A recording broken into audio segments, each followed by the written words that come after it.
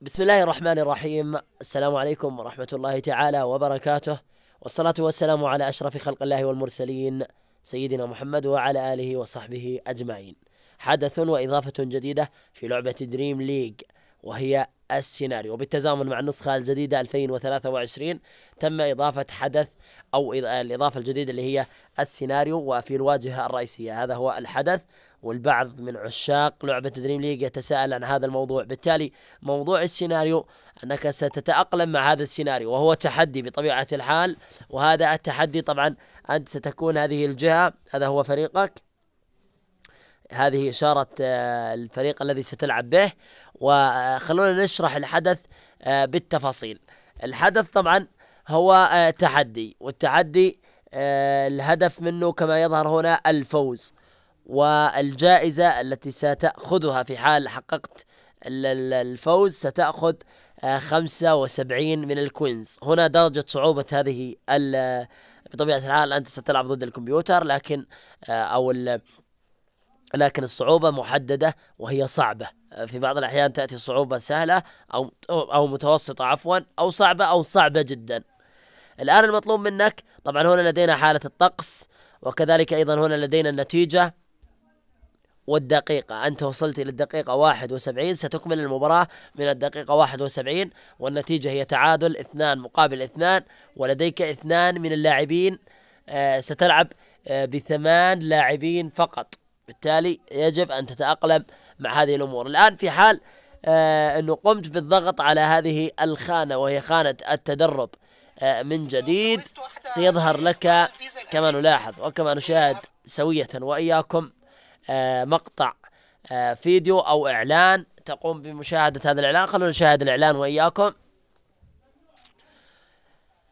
طبعا الإضافات الكل كان ينتظرها على مستوى لعبة دريم ليج، وهي واحدة من أهم الإضافات التي تم إضافتها في لعبة دريم ليج النسخة الجديدة 2023. الآن بعد مشاهدة الإعلان سنلاحظ بأن الحدث تغير، يعني الآن تغير الحدث، وأصبحت الجائزة أقل 50 من الكوينز، والهدف هو الفوز، والصعوبة أصبحت متوسطة، والطقس معتدل، والنتيجة أصبحت تعادل 1-1. لكن الموضوع اللي يتغير هو الصعوبة أصبحت متوسطة، والجائزة أصبحت أقل. أما النتيجة فهي تعادل، هدف مقابل هدف.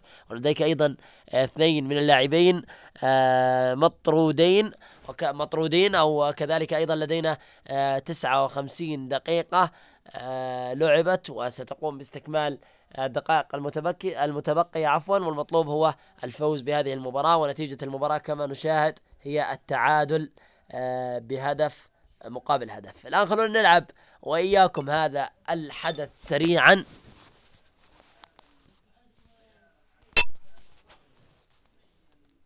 لاحظ وإياكم نتيجة المباراة تعادل. طبعا فريقك اللي هو الأساسي. هنا الكرة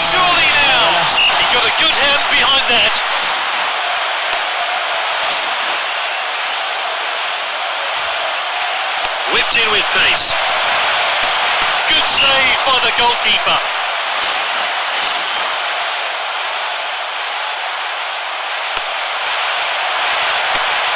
Oh, not the best effort there.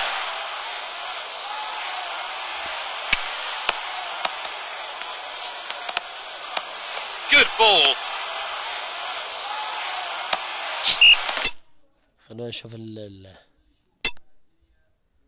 قلب الدفاع مطرود طبعا، وعندك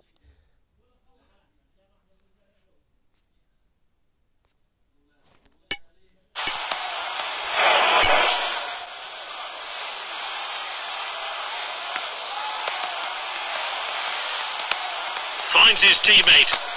That's a rash challenge there. The player's down, I think he's injured. It's level and they're on the back foot and they need to get this one away. They've won it back.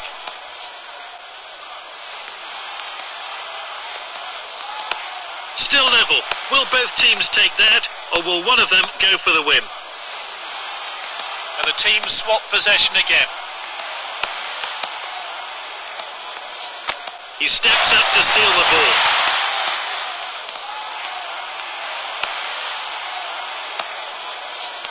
Oh, and dispossessed there.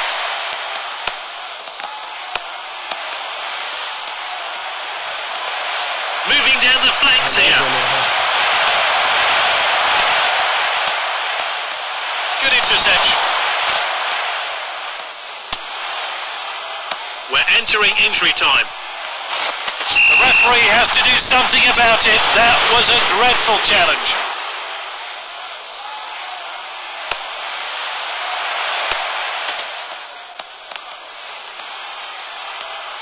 That's the final whistle. It's full time.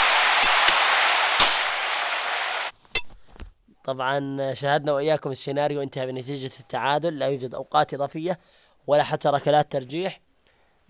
والجائزة لم أحصل على الجائزة اللي هي 50 كوينز. هذا هو باختصار تجربة لهذا الحدث، حدث السيناريو، وكذلك الشرح المفصل بالنسبة لحدث السيناريو. أتمنى أن الجميع استفاد من هذا المقطع. نلتقيكم في مقاطع جديدة. إلى ذلك الحين أستودعكم الله، والسلام عليكم ورحمة الله تعالى وبركاته.